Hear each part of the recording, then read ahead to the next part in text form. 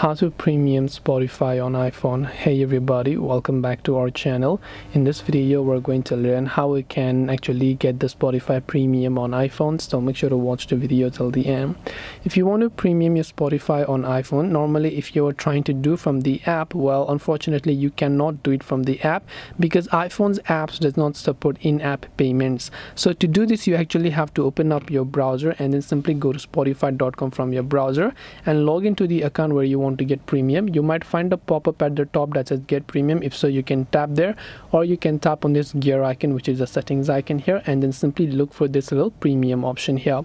So once you log in from your browser and now then you go to premium, now you can select all the plans that you want to, whether you're an individual, student, or duo or family plan.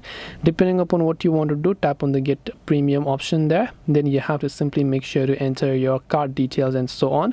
So make sure you enter your card details and whatever payment method you want, then tap the save address option, and once you've done that, you would have successfully bought your Spotify premium on iPhone.